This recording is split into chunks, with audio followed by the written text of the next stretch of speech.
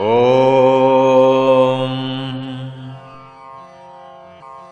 गुरुर्ब्रह्मा गुरुर्विष्णु गुरुर्देवो महेश्वरः गुरुर्साक्षात् परब्रह्म तस्मै श्री गुरुवे नमः। ध्यानमूलं गुरोर्मूर्तिः पूजामूलं गुरोः पदम् मन्त्रमूलं गुरोर्वाक्यम्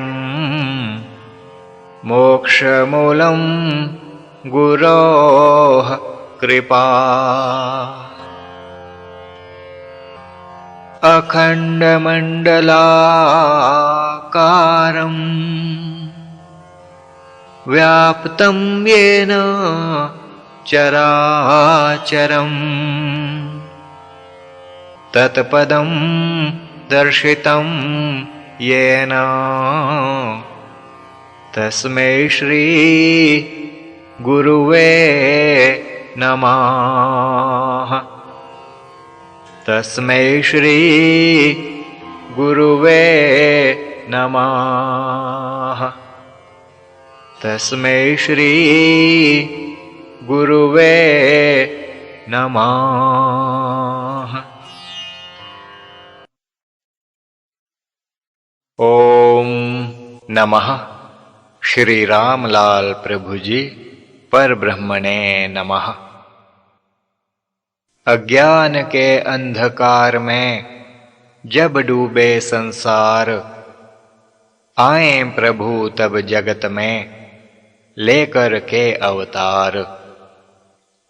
योग धर्म प्रिय उन्हें वह वैदिक आचार, जब कभी ये नष्ट हों राम आए तन धार। अर्थात जब जब संसार में धर्म की हानि होती है तब तब प्रभु अवतार लेते हैं।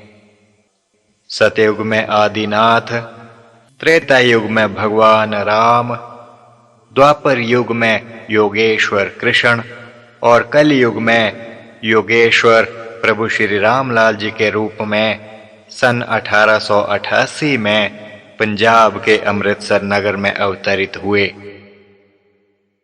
इस प्रकार समय समय पर विश्व को दिव्य योग विद्या का दान दिया।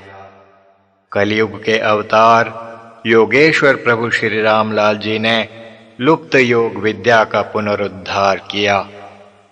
उनकी दिव्य लीलाओं और उपदेशों को परम पूज्य सद्गुरुदेव श्री चमनलाल कपूर जी महाराज ने श्री योग महादिव्य रामायण के 11 खंडों में मानव मात्र के कल्याण के लिए अति सुंदर ढंग से लिपिबद्ध किया है। कलयुग के इस महानतम ग्रंथ श्री योग महादिव्य रामायण के प्रथम खंड बाल कांड तथा वन कांड का पाठ योग साधन आश्रम होशियारपुर द्वारा प्रभु भक्तों के लिए प्रस्तुत है। इसे श्रद्धा से श्रवण करें। ओम। श्री योग महादिव्य रामायण महात्म्य। दुर्लभैव कथालोके दिव्य रामायणोद्भवा, कोटि जन्म समुत्थेन पुण्ययेनैव तु लभ्यते।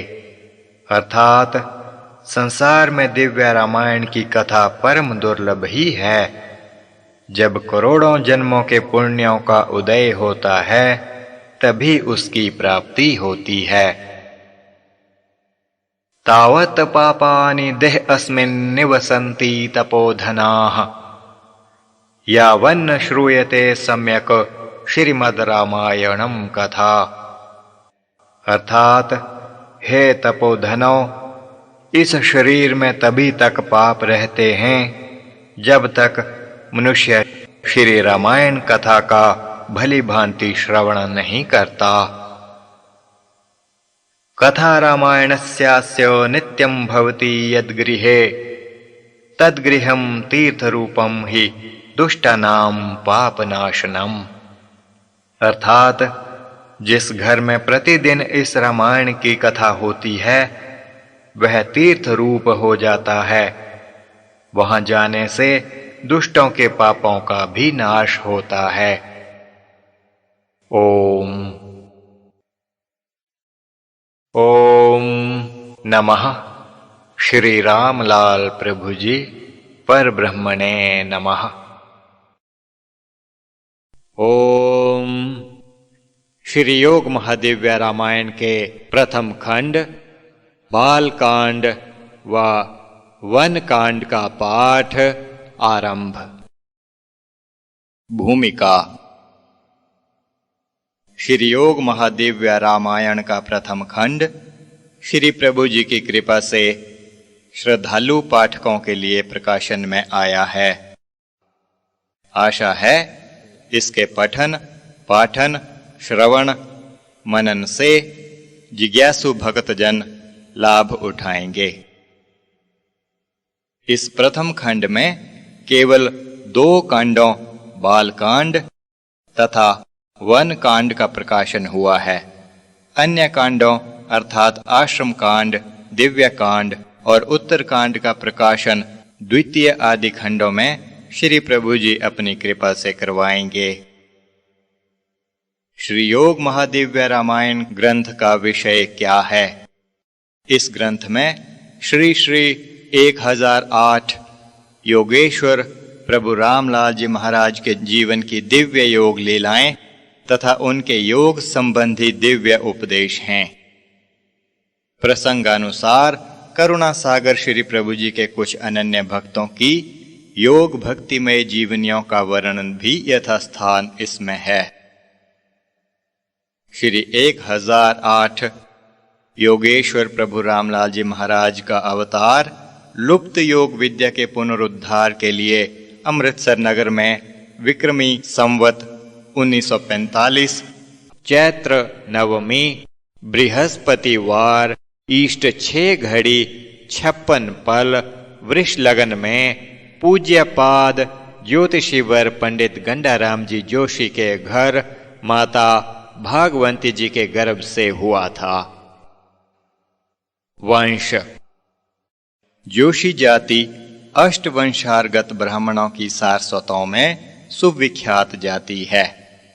इसका गोत्र मौदगल्य है। इस गोत्र के प्रवर मुख्य आंगिरस ऋषि हैं।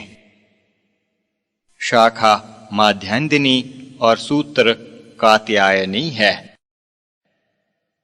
इस पुनीत वंश में आज तक कई परंपरित वंश सोपान अवतीर्ण हुए हैं जिनका पुण्यवृत्त उपलब्ध नहीं है।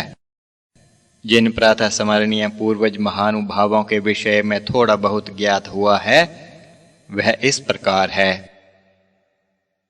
पंडित चड़तराम। जिला जालंधर के दिहाड़ा नामक ग्राम में श्री 108 पंडित हरिराम जी का निवास था। उन्हें सतलुज नदी की बाढ़ के कारण जिला लाहौर के नौशहरा नामक ग्राम के पास जाकर निवास करना पड़ा। इनकी 5वीं पीढ़ी में श्री पंडित चढ़तराम जी नामक कुल तिलक अति वैराग्यशाली हुए हैं।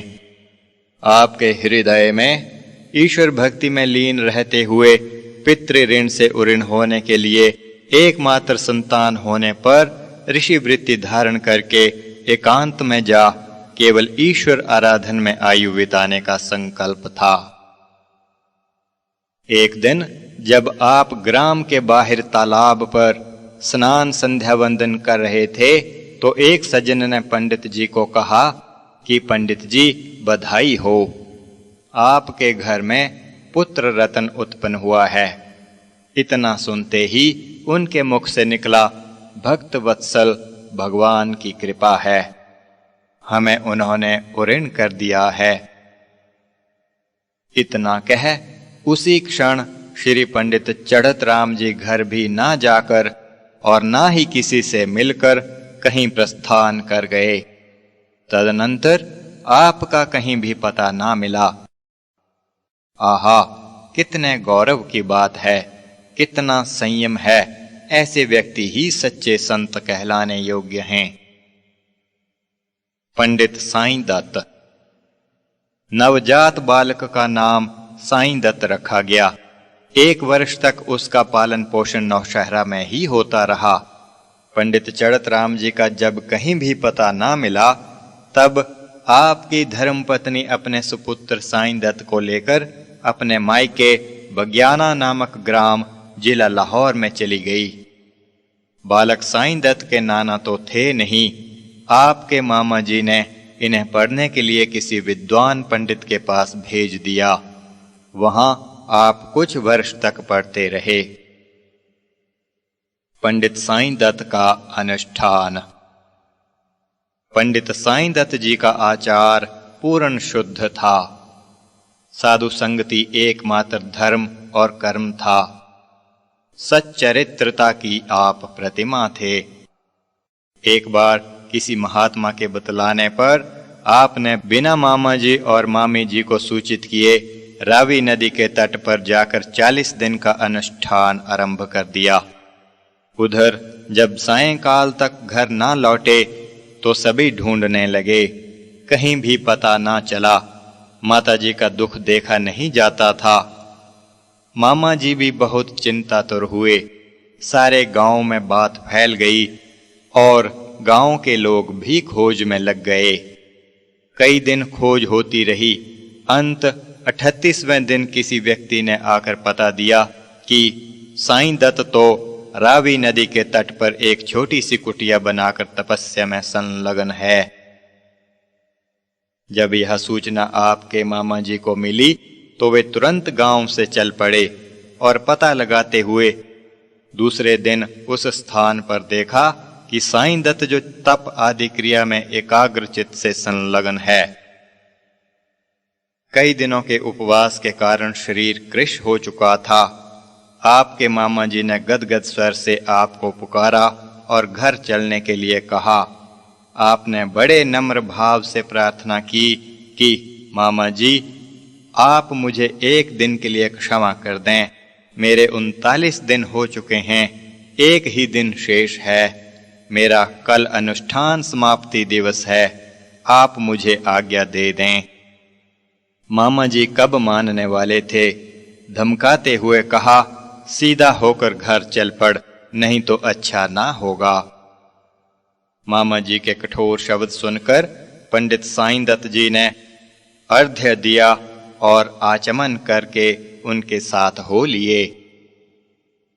आपका शरीर कृश होने पर भी मस्तिष्क में ज्ञान कला विकसित हो चुकी थी। अनुष्ठान में 1 दिन की न्यूनता होने पर भी वे अपने कार्य में कृतकृत्य हुए थे। विद्धता के साथ ईश्वर आराधना ने स्वर्ण में सुगंध का सा काम किया था। घर पहुंचे, सबके उल्लास का ठिकाना ना रहा।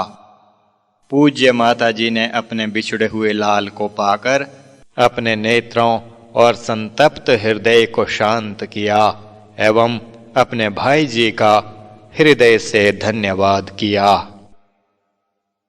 पंडित साईं दत्त जी द्वारा मृत बालक को जीवित करना। पंडित साईं दत्त जी के घर आ जाने के पश्चात एक दिन विचित्र घटना घटी।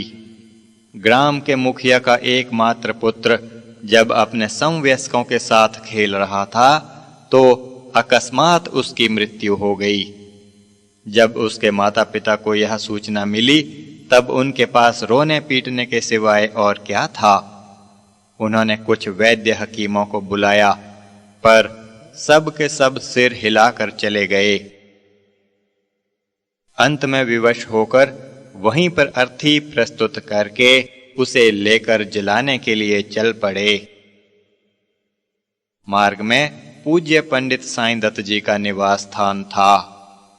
जब उपर्युक्त अर्थी आपके घर के आगे से निकली, तब आप जल्दी से घर के बाहर आकर बोले, ठहरो, यह अर्थी किसकी है? इसकी मृत्यु का क्या कारण है? पंडित जी के कहने पर अर्थी वहीं ठहरा ली गई।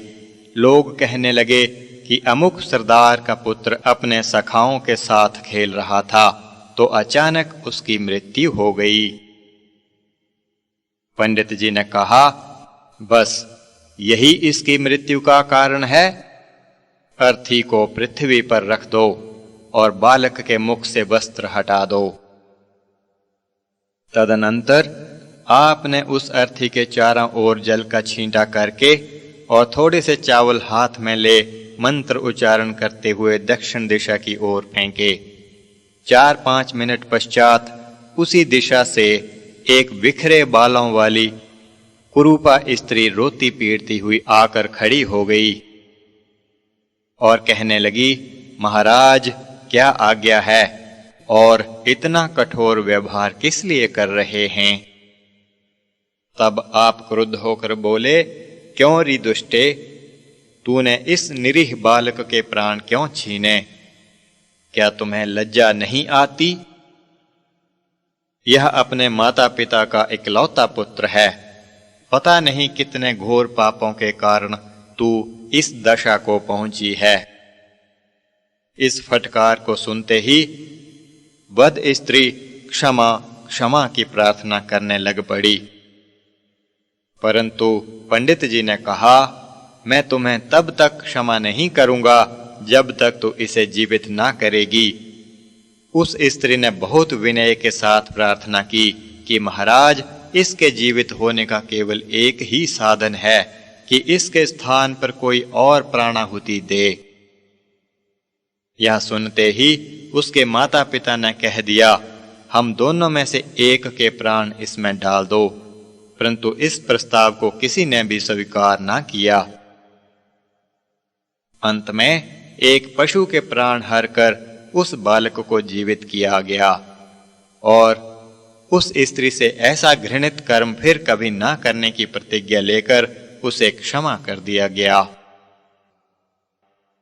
पंडित साईं दत्त जी द्वारा मंत्र शक्ति से यज्ञ की अग्नि प्रज्वलित करना और वर्षा को लाना। एक बार वर्षा बिल्कुल नहीं हुई। अटारी के सरदार ने वर्षा हेतु यज्ञ करवाया। इसमें आपको भी निमंत्रित किया गया। यज्ञ प्रारंभ हुए 3 दिन व्यतीत हो चुके थे। चौथे दिन इनके मन में विचार आया कि चलो देखें तो सही वहां क्या हो रहा है। आज 4 दिन यज्ञ करते हो गए, परंतु वर्षा तो हुई नहीं। इस विचार को हृदय में लेकर अटारी की ओर चल पड़े। जब यज्ञ मंडप में पहुंचे तो सभी विद्वानों ने उठकर आदरपूर्वक सम्मान किया। जब हवन के लिए समिधा जलानी थी, आपने उसे अग्नि द्वारा जलाने की अनुमति न देते हुए कहा, यदि हमारे अग्नि प्रचंड करने वाले मंत्रों में अग्नि प्रचंड करने की शक्ति नहीं है, तो फिर ऐसे यज्ञ से वर्षा भी नहीं हो सकती। आपने स्वयं मंत्र उच्चारण कर जब स्वाहा के साथ चावलों को समिधा पर फेंका तो अग्नि प्रज्वलित हो गई और उस दिन वर्षा भी इतने वेग से हुई कि यज्ञ करने में भी बाधा पड़ने लगी। पंडित साईं दत्त द्वारा नव विवाहित मृत व्यक्ति को जीवित करना।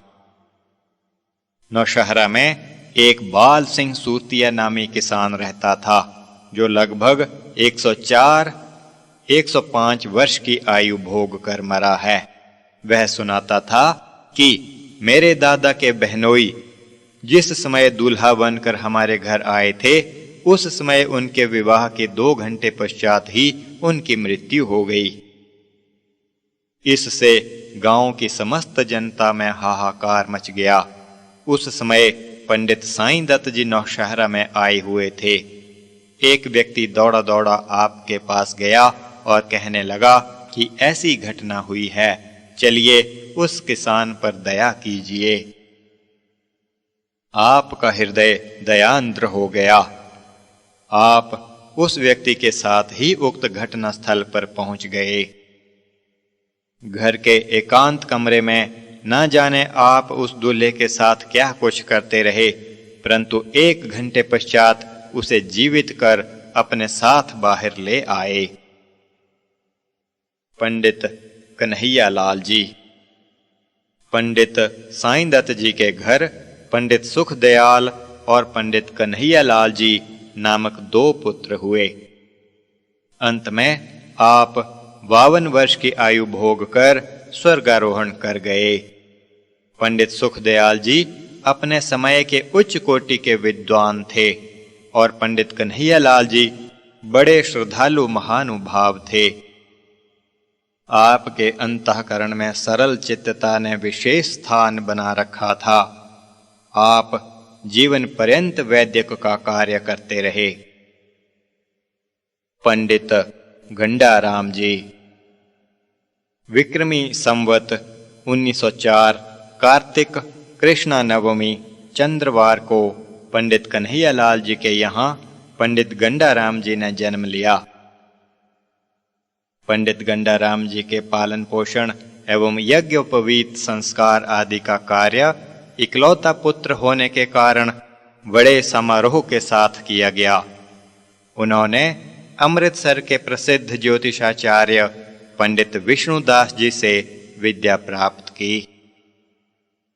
आपने संवत 1933 चैत्र मास में कटड़ा भाई संत सिंह अमृतसर में एक दुकान किराए पर लेकर ज्योतिष का काम आरंभ किया और साथ ही अपने पूज्य पिता पंडित कन्हैया लाल जी की आज्ञानुसार अपनी संतान को भी गांव से लेकर अमृतसर में रहने लगे।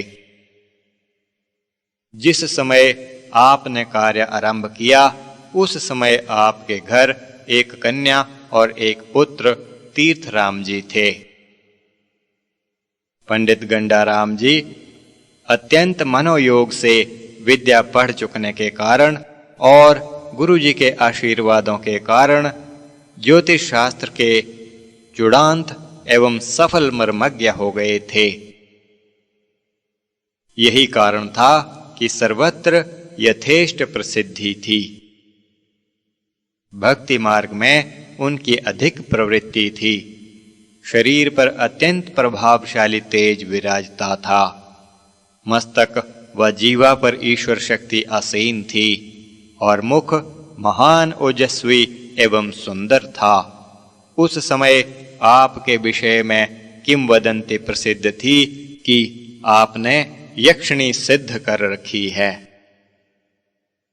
विक्रमी संवत 1952 में आपके घर युगल पुत्र उत्पन्न हुए जिनके नाम पंडित राम शरण दास तथा पंडित हरि कृष्ण जी रखे गए। श्री 1008 योगेश्वर प्रभु रामलाल जी महाराज का जन्म।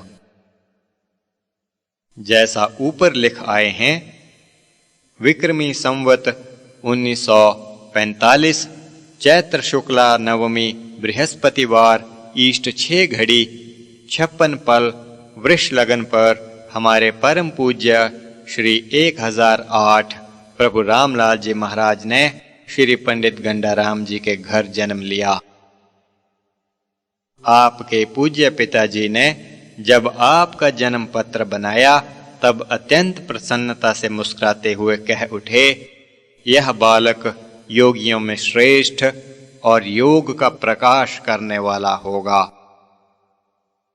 श्री 1008 योगेश्वर प्रभु रामलाल जी शैशव में ही कहीं भगवान के चित्र देखते तो उनमें टकटकी लगा लेते थे। माता पिता व अन्य किसी से भगवद गुणानुवाद सुनते तो सब बातों को भूलकर उसमें तल्लीन हो जाते थे। आपके पूज्य पिता बालक के भक्ति रूप लक्षणों को देखकर प्रसन्न होते। इनमें जन्मजात सिद्धियों का वास था। जब ये लगभग 1 वर्ष के ही थे तो इनके दर्शन मात्र से एक मरणासन वृद्धा स्त्री मृत्युशैया से उठ बैठी और उसने पूर्ण स्वास्थ्य लाभ किया। 5 वर्ष की आयु में जब ये पाठशाला में प्रविष्ट हुए तो इनकी अलौकिक प्रतिभा से इनके अध्यापक स्तब्ध रह गए। 8 वर्ष की आयु थी तो एक योगी महात्मा अमृतसर में आया। उसने इनके नन्हे रूप में दिव्य ईश्वरीय दर्शनों का लाभ प्राप्त किया। श्री प्रभु जी छोटी अवस्था से ही योगी सद्गुरु की खोज में लग गए। 15 वर्ष की आयु में वे हरिद्वार, ऋषिकेश, ब्रह्मपुरी और उससे आगे के वनों में इसी उद्देश्य से पधारे, परंतु वहां किसी सिद्ध योगी से साक्षात्कार न हुआ। घर लौटने पर इनके माता पिता ने इनके विरक्त भाव को देख इनका विवाह कर दिया, परंतु श्री प्रभु जी को यह बंधन प्रभावित न कर सका। 20 वर्ष आयु होने पर ये दृढ़ संकल्प से घर छोड़कर चले गए। सर्वप्रथम इन्होंने काठगोदाम, मुरादाबाद, मथुरा, आगरा, काशी आदि स्थानों में पदार्पण किया। बहुत से अधिकारी वर्ग को योग की शिक्षा दी। जसपुर ग्राम में एक कुम्हार बालक को खेचरी की सिद्धि प्रदान की। अल्मोड़ा की अयोध्या में दुखिया अवधूतानी को दिव्य समाधि का दान दिया तथा काशी में वाम मार्गियों को योग मार्ग में लगाया, पर इस यात्रा से भी उन्हें अभीष्ट योगी सद्गुरु के दर्शन नहीं हुए। फिर श्री प्रभु जी दक्षिण दिशा में गए और नर्मदा नदी के साथ साथ पश्चिम की ओर चले। उस समय उनके साथ शिष्य रूप में एक बड़ी साधु मंडली भी थी। इधर आपने अपनी अलौकिक शक्ति से कई भूतग्रस्त स्थानों की शुद्धि की। एक ब्राह्मण बालक हरिराम, जो बाद में हरिहरानंद नाम से प्रसिद्ध हुआ, की भक्ति, दानशीलता और शूरवीरता पर प्रसन्न हो उसे योग की उच्च स्थिति तथा योग सिद्धियों का दान प्रदान किया।